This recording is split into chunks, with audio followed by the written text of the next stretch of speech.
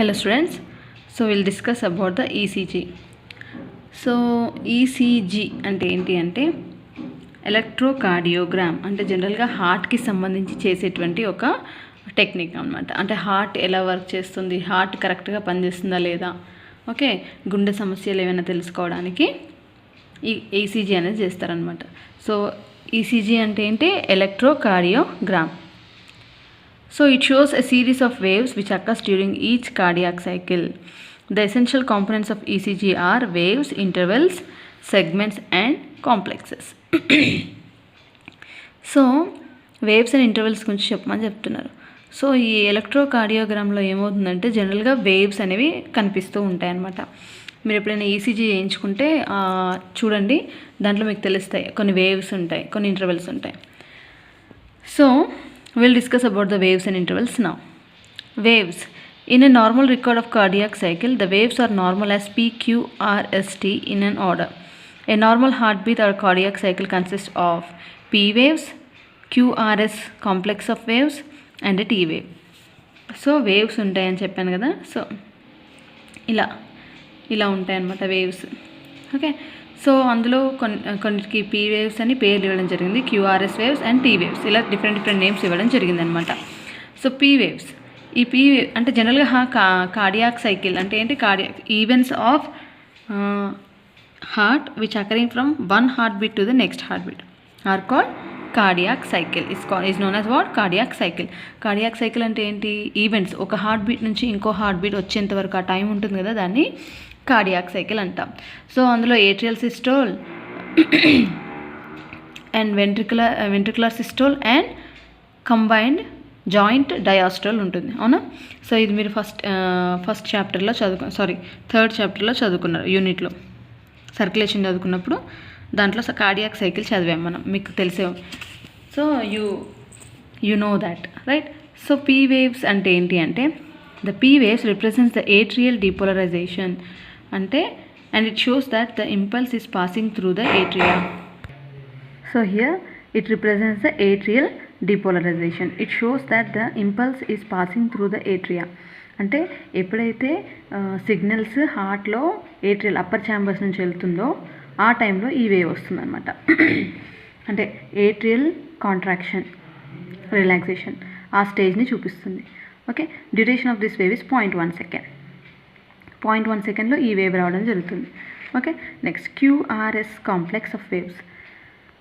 So ఇక్కడ ఏం జరుగుతుందంటే వెంట్రికులర్ డీపోలరైజేషన్ అంటే ఫస్ట్ సిగ్నల్ ఏట్రియా నుంచి వెంట్రికల్ దగ్గరికి, కింద ఛాంబర్స్ ఉంటాయి కదా, లోవర్ ఛాంబర్స్, అక్కడికి వెళ్తుంది అనమాట సిగ్నల్. అక్కడికి వెళ్ళిన తర్వాత ఈ వెంట్రికులర్ వాల్స్ డీపోలరైజ్ అయినప్పుడు, ఓకే, సో ఆ వేవ్ని క్యూఆర్ఎస్ వేవ్ అంటారు. సో ఇది క్యూ అనేది a small negative wave, R అనేది a tall positive wave and S అనేది నెగిటివ్ వేవ్. ఓకే, అలా ఈ 3 వేవ్స్ రావడం జరుగుతుంది, కంబైన్డ్గా క్యూఆర్ఎస్ వేవ్స్ రావడం జరుగుతుంది. Next duration of this wave is about 0.08 to 0.1 second. So ఇది కూడా almost equal to P wave. Next comes T wave. T wave represents the ventricular repolarization. మళ్ళీ start అవ్వడం, కాంట్రాక్షన్, రిలాక్సేషన్. సో మళ్ళీ repolarization జరిగినప్పుడు T wave రావడం జరుగుతుంది అనమాట. So it is a positive wave. Duration of this wave is about 0.2 seconds. అవి రెండు కూడా 0.1 సెకండ్లోనే జరుగుతున్నాయి. ఇది టీ వేవ్ వచ్చేసి 0.2 సెకండ్లో జరుగుతుంది. సో మొత్తం 3 వేవ్స్ ఉన్నాయి, P wave, QRS wave and T wave. Next intervals గురించి చూద్దాం. PR interval, QT interval and RR interval. So PR interval is the interval between the onset of 2 waves, అంటే P and Q waves start అయ్యి end అయ్యేంత వరకు ఆ డ్యూరేషన్ని PR interval అంటారు. So it ranges about 0.12 to 0.2 seconds, 0.12 seconds to 0.2 seconds. Next QT interval. So it represents the ventricular depolarization, that is electrical activity in the muscle of the ventricles. It is the interval between 2 waves, that onset of Q wave and the end of T wave. So first time P wave నుంచి Q wave, ఇది Q నుంచి T వరకు. Time వచ్చేసి 0.4 seconds. Next RR interval. So this RR interval represents the duration of one cardiac cycle. అంటే total cardiac cycle జరిగేటువంటి ఒక event టైంని చూపించేటువంటి ఇంటర్వెల్ అనమాట. So it ranges about 0.8 second. అంటే కార్డియాక్ సైకిల్ ఎంతలో కంప్లీట్ అవుతుంది? 0.8 సెకండ్లో కంప్లీట్ అవుతుంది. సో ఈ ఆర్ఆర్ ఇంటర్వెల్ కూడా 0.8 సెకండ్లో కంప్లీట్ అవుతుంది. ఎందుకంటే starting of 1 heart beat to the end of 1 heart beat is called cardiac cycle. So cardiac cycle ఎంత జరుగుతుందో ఈ ఇంటర్వెల్ ఆర్ఆర్ ఇంటర్వెల్ కూడా అంతే ఉంటుందన్నమాట. 0.8 seconds. So this is about the intervals. PR interval, QT interval and RR interval. Fine. Next, discuss briefly the process of indirect ELISA. So indirect ELISA గురించి explain చేయమంటున్నారు.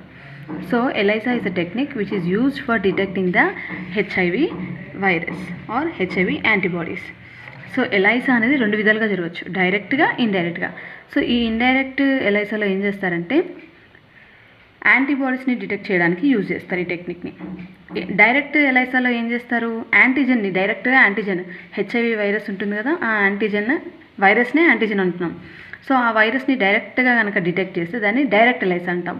So ఇక్కడ ఆ virus enter అయిన తర్వాత బాడీలోనికి ఆ బాడీలో యాంటీబాడీస్ ప్రొడ్యూస్ అవుతాయి. అంటే ఇండైరెక్ట్గా ELISA అనే టెక్నిక్ని యూజ్ చేస్తారు. So indirect ELISA is used to detect the antibodies in a given sample. Okay.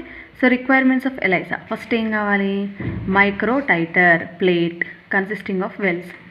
So మీకు ఆ టెక్నిక్ ఏంటంటే ఒక వెల్ ఉంటుంది, దాంట్లో మైక్రో టైటర్ ప్లేట్స్ అని అంటారనమాట. ఆ వెల్స్తో ఉన్నటువంటి ఆ ప్లేట్ని మైక్రో టైటర్ ప్లేట్ అంటారు.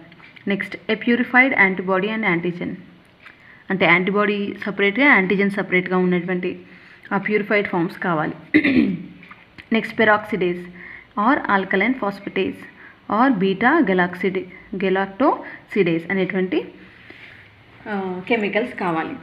Next, a substrate chromogenic substance. Substrate ఏంటంటే కలర్ని ఇండ్యూస్ చేసేటువంటి ఒక సబ్స్టెన్స్ అనమాట. దాన్ని సబ్స్ట్రేట్ ఆర్ క్రోమోజెనిక్ సబ్స్టెన్స్ అంటారు. Next, a spectrophotometer.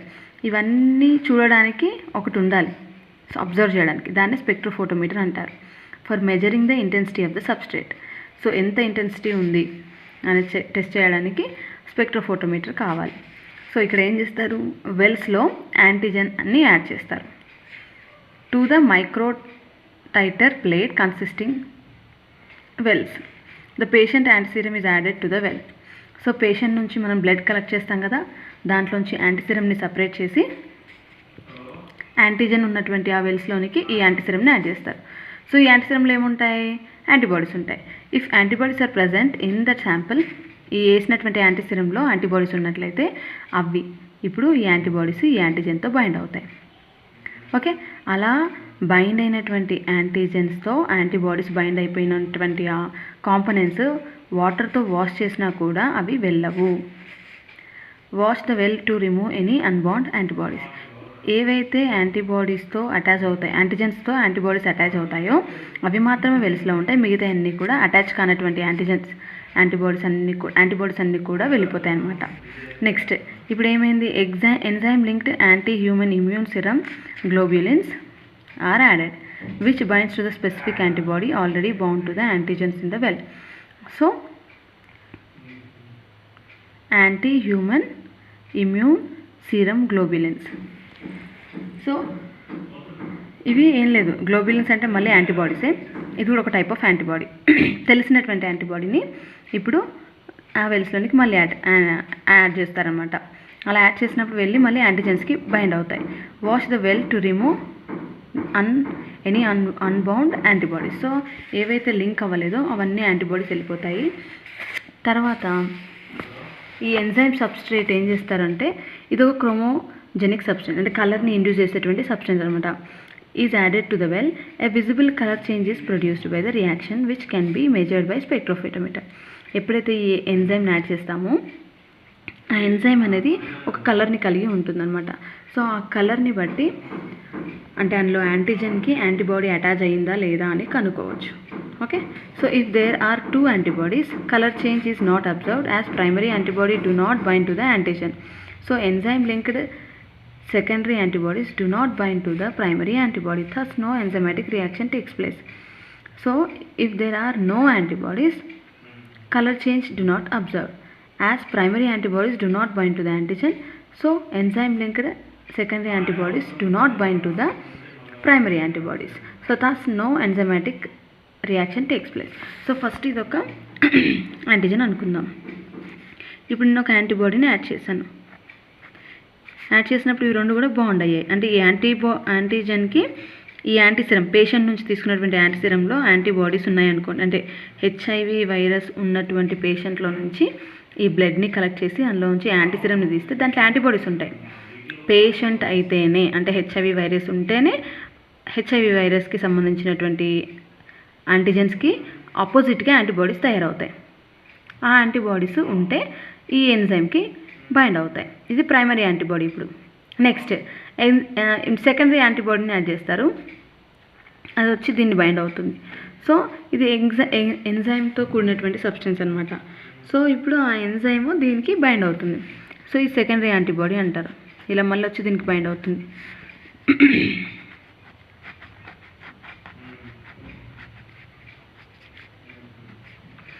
దీన్ని సెకండరీ యాంటీబాడీ అంటాం. సో ఒకవేళ ఈ యాంటీబాడీ లేదనుకోండి, అంటే యాంటీబాడీ లేకపోతే ఈ యాంటీబాడీ అటాచ్ అవ్వదు కదా. So that's what they are saying. So ఈ ఎంజైమ్ సబ్స్ట్రేట్ ఏదైతే కలరింగ్ ఏజెంట్ ఉందో అది వచ్చి ఇక్కడ బైండ్ అవ్వదు. అప్పుడు కలర్ చేంజ్ అనేది రాదు. అంటే హెచ్ఐవి వైరస్ లేకపోతే కలర్ చేంజ్ అవ్వదు. హెచ్ఐవి వైరస్కి సంబంధించినటువంటి యాంటీబాడీస్ ఆపోజిట్గా యాంటీబాడీస్ ప్రొడ్యూస్ అవుతాయి కాబట్టి ఆ యాంటీబాడీస్ ఉంటే కలర్ చేంజ్ అనేది కనిపిస్తుంది. ఓకే. సో ఇలా హెచ్ఐవి వైరస్కి సంబంధించినటువంటి పేషెంట్లో వాళ్ళ యాంటీజెన్స్ బాడీలోకి వెళ్ళిన తర్వాత వాటికి అగేన్స్ట్గా యాంటీబాడీస్ ప్రొడ్యూస్ అవుతాయి కాబట్టి ఆ యాంటీబాడీస్ యాంటీసిరంలో ఉన్నట్లయితే వాళ్ళకి హెచ్ఐవి వైరస్ ఉన్నట్టు. సో ఇండైరెక్ట్ ఎలైజా అంటారు. డైరెక్ట్గా యాంటీజెన్ని కనుక్కోకుండా యాంటీబాడీని డిటెక్ట్ చేస్తున్నారు ఇక్కడ కాబట్టి దీన్ని ఇండైరెక్ట్ ఎలైజా అంటారు. Okay. So this is one of the technique used for testing the persons, అంటే whether he is HIV or not HIV infected person. Fine. Next, right short notion EEG. ECG వచ్చేసి హార్ట్కి సంబంధించి ఏమైనా problems ఉన్నాయంటే తెలుసుకోవడానికి ECG చేస్తాం, అంటే electrocardiogram. EEG ఏం దేనికి చేస్తాము అంటే బ్రెయిన్కి సంబంధించి. సో ఎలక్ట్రో ఎన్సెఫాలోగ్రఫీ అంటే బ్రెయిన్ అనేది హెడ్ లోపల ఉంటుంది. సో ఎన్సెఫాలోగ్రఫీ అంటారు. So the electrical activity of the brain is recorded with the help of EEG machine and electrodes placed all over the scalp. So మన తలపైన పెడతారనమాట ఎలక్ట్రికల్ మిషన్, దాన్ని ఈఈజీ అంటారు. ఆ ఈజీని ఎప్పుడైతే మన తలపైన పెడతారో మన బ్రెయిన్లో జరిగేటువంటి ఎలక్ట్రికల్ కండక్షన్ ఉంటుంది కదా, సిగ్నల్స్ యాక్టివిటీ, అలా బ్రెయిన్లో ఎలా జరుగుతుంది ఏంటనేది డిటెక్ట్ చేయడానికి ఈ ప్రాసెస్ని యూజ్ చేస్తారు. This process is called EEG. The intensity pattern of the electrical activity of the neurons depends on the sleep, coma and physiological conditions. So మనం పడుకున్నప్పుడు ఒకలా ఉంటుంది, కోమాలో ఉన్నప్పుడు ఒకలా ఉంటుంది, అండ్ ఫిజియోలాజికల్ కండిషన్స్ అంటే నార్మల్గా మనం పని చేస్తున్నప్పుడు ఒకలా ఉంటుంది మన బ్రెయిన్ కండిషన్. సో అలా దాన్ని బట్టి డిఫరెంట్ వేవ్స్ రావడం జరుగుతుంది. సో చూద్దాం ఎలా ఉంటుందనేది. సో మళ్ళీ ఇక్కడ ఈ వేవ్స్ని బట్టి పర్సన్ స్టేట్ ఆఫ్ మైండ్ ఎలా ఉందనేది మనం డిటెక్ట్ చేయొచ్చు. So waves recorded by an EEG consist of synchronized waves, desynchronized waves. So synchronized waves ఏంటి అంటే these are common in normal healthy person.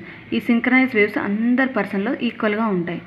So డీసింక్రనైజ్డ్ waves అంటే ఏంటి అంటే the waves desynchronized irregular wave pattern in people suffering from certain neurological disorders. Okay. అంటే ఏవైనా disorders ఉన్నాయనుకోండి, అంటే బ్రెయిన్లో ఏమైనా డిజార్డర్స్ ఉన్నాయనుకోండి, వాళ్ళలో ఇలాంటివి కనిపిస్తాయి. సో సింక్రనైజ్డ్ ఇవి అందరిలో కనిపించేవి. నార్మల్గా బ్రెయిన్ కరెక్ట్గా ఫంక్షన్ అయిన వాళ్ళలో ఈ సింక్రనైజ్డ్ వేవ్స్ కనిపిస్తాయి. ఏమైనా డిఫెక్ట్స్ ఉన్నాయనుకోండి వాళ్ళలో డీసింక్రనైజ్డ్ వేవ్స్ కనిపిస్తాయి. మళ్ళీ ఇవి డిఫరెంట్ టైప్స్ ఉన్నాయి. So wave pattern can be classified into మళ్ళీ how many types? 4 types: alpha, beta, theta and delta. Okay, alpha, beta, theta and delta. So we'll see about the alpha waves. These waves are rhythmical and occur at 8 to 13 cycles per second. So ఈ waves ఎలా వస్తాయి? 8 to 13 cycles per second. ఒక సెకండ్కి 8 నుంచి 13 cycles వస్తాయి. So this wave pattern is seen in drowsy and sleepy with closed eye people. ఎప్పుడు నిద్రపోతున్నట్టుగా ఉంటారు కదా, వాళ్ళలో ఈ ఆల్ఫా వేవ్స్ వస్తాయన్నమాట. Next beta waves. These occurs at a very high frequency of about 13 to 40 cycles per second. ఒక seconds ఎన్ని cycles వస్తాయి? 13 నుంచి 40 సైకిల్స్ వస్తాయి. So these wave patterns is observe in people who are mentally very active and tense. So ఎప్పుడు ఆందోళనగా ఆతృతగా ఉంటారు కదా, వాళ్ళల్లో mentally very active and tension పడుతూ ఉంటారు కదా, వాళ్ళలో ఈ బీటా వేవ్స్ అనేవి కనిపిస్తాయి అన్నమాట. Next delta waves. These waves occurs at a low frequency that is less than 3 cycles per second. ఒక సెకండ్కి 3 సైకిల్స్ మాత్రమే వస్తాయి వేవ్స్.